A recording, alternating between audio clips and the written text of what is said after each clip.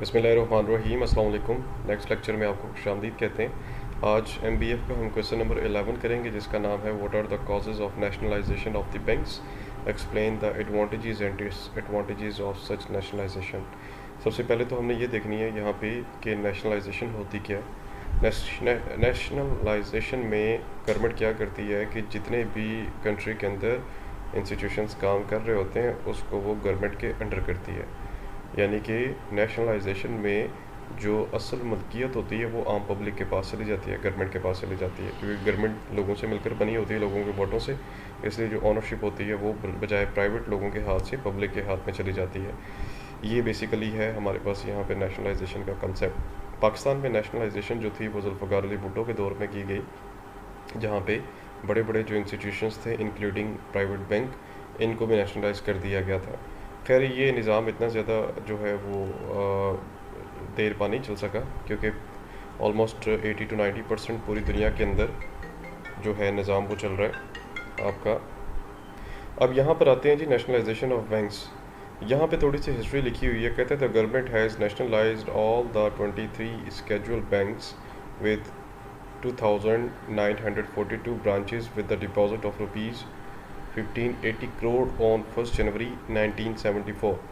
The main purpose of the nationalization of the bank was to increase in the government revenue and better utilization of the monetary resources of the country. After nationalization, they were merged into 5 banks: NBP, MCB, UBL, HBL and ABL.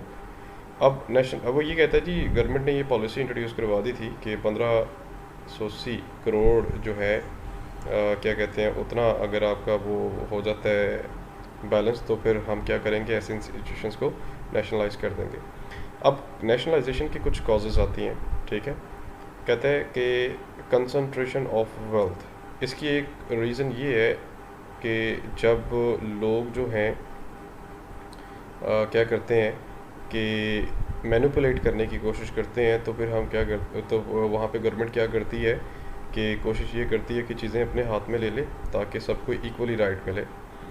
Miss use of loan, अक्सर औक़ात लोग क्या करते हैं या banks क्या करते हैं कि अमीर तरीन लोगों को लोन देना शुरू कर देते हैं या देते हैं, और गरीबों को लोन नहीं मिलता होता। इसकी वजह से क्या होता है कि इदारों को नेशनलाइज करना पड़ जाता है। तीसरे नंबर पे कहते हैं लोन डिस्ट्रीब्यूशन। वंस अगेन जी, लोन जो है वो सिर्फ अमीरों के दरमियान डिस्ट्रीब्यूट होता है, गरीबों के दरमियान डिस्ट्रीब्यूट नहीं होता, जिसकी वजह से क्या होता है अल्टीमेटली गवर्नमेंट को जितने भी इदारे हैं उनको नेशनलाइज करना पड़ जाता है। Next one is the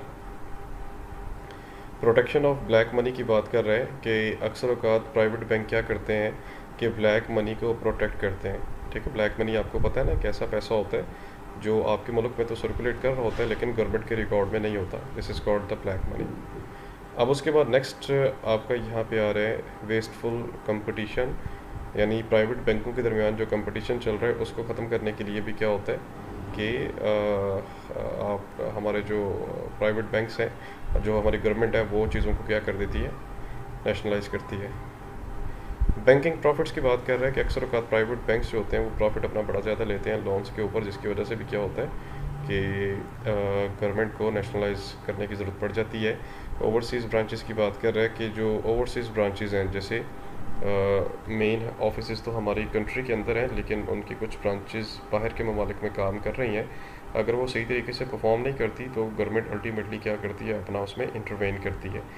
bank employees की बात कर रहे हैं कि हमारे जो प्राइवेट बैंकों के अंदर बैंक एम्प्लॉयज़ काम कर रहे हैं उनके राइट्स को प्रोटेक्ट करने के लिए भी जो हमारी गवर्नमेंट है वो इदारों को नेशनलाइज करती है, ताकि फजूल में जो उनको जॉब से क्विट कर दिया जाता है या स्किप कर दिया जाता है उस चीज़ों से बचा जा सके।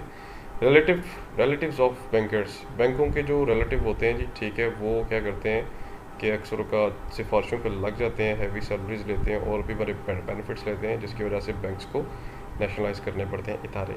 In effective central bank control की बात कर रहे हैं, अगर हमारा जो वो बैंक जो हमारा जो हमारा स्टेट बैंक है, अगर वो बाकी बैंकों को कंट्रोल करने में फेल हो जाता है, नाकाम हो जाता है, तो फिर भी क्या किया जाता है, गवर्नमेंट की तरफ से इंटरवेन किया जाता है। खैर ये इसकी कुछ कॉजेज़ थी, कुछ एडवांटेजेस आ रहे हैं। जॉब सिक्योरिटी जी, एम्प्लॉयज़ को जॉब सिक्योरिटी मिलती है।